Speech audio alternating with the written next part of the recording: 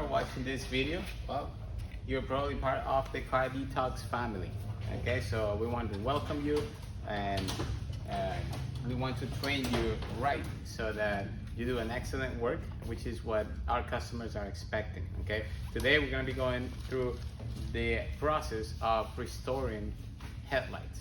Okay, so this is what we do as professionals to restore headlights. Go over the sanding papers that we're going to use and the numbers, and we're going to go over the pads that could be used and the different systems that there are.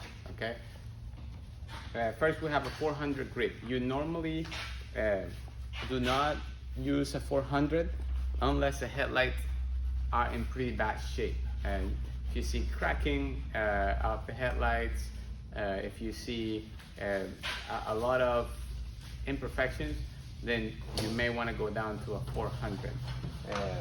One that we like to start with when it's still imperfect but not that bad, it's with a 600. Okay, a 600 grit.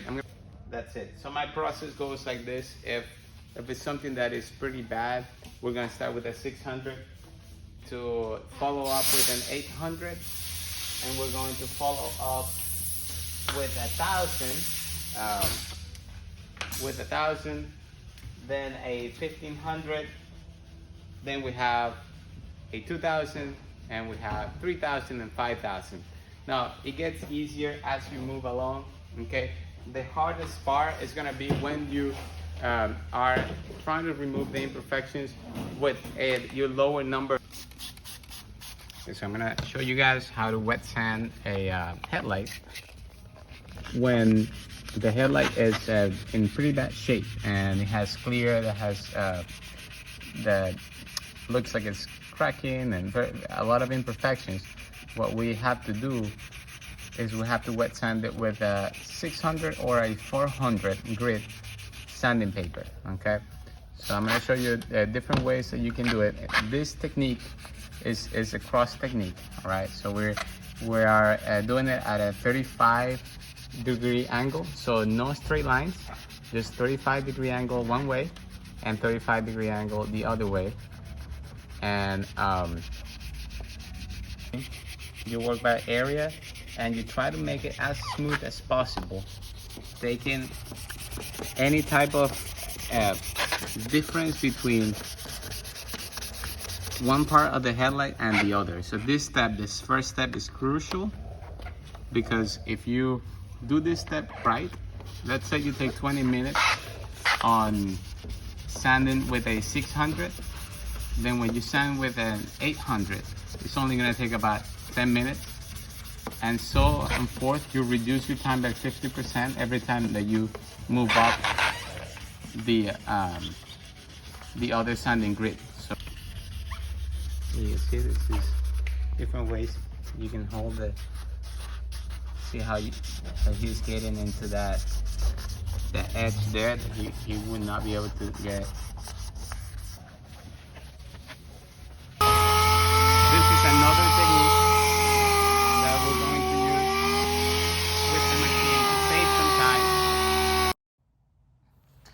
Now we're going to look at the second process. So first you sand it with grits that go up in number. So 600, 1,000, 1,500, 2,000, 3,000, 5,000. Now you're gonna use compounds and pads. If you use a compound like this green one, it's a 3D ACA 500, or this Nasiol, which is a silicone-free compound. It's a cutting compound. You use it to, after the sanding step, to clear the headlight, quartz pads to make it gonna look like clear this. again. Right. And then you use it in combinations with a cutting pad or a wool pad. In this case, if you have experience with a high-speed machine, you can use that wool pad. But I recommend you to use a DA, even though it requires a little more patience. You will be less messy, and it'll be less likely that you're gonna mess something up. and it's also going to be less likely to burn the headlight and have to redo a little piece with wet sanding and everything. So I will pass on the high speed until we take more courses on how to use a high speed, and I will use a DA any size.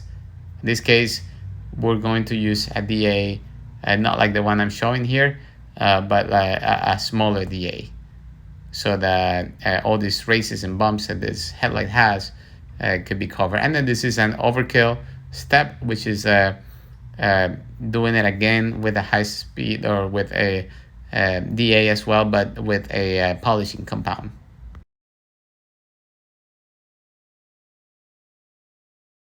You gotta focus on these details. See how this is a good finish here. When I'm gonna show you after that first step, I'm gonna show you what happens here, where you don't still have a good finish. You have lines pointing in every direction, and you don't have a good finish. You have to watch out with that, because what you don't want is when you polish, you don't want to not have a good finish and have to do this process all over again after you spend an hour doing your headlight. Okay, so now from your sanding process, you see on the left, you're gonna go to your polish, cotton buff process. You're gonna be very patient with this, very observant, very careful with the paint.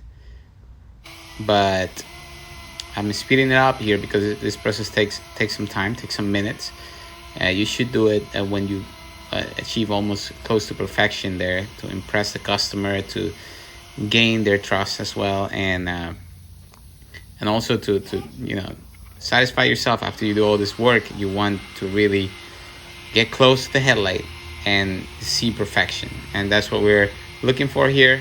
We're not looking for a cheap service. We're actually doing a service to the customer where they're going to be really impressed. I'm going to show you what the car looks after. It's a lot better than what this car looked before, and every detail of the car looks good. Even the edges, the things that we had doubts that we were going to reach, and that's how the car looked before. Completely horrible. Really made the car look bad.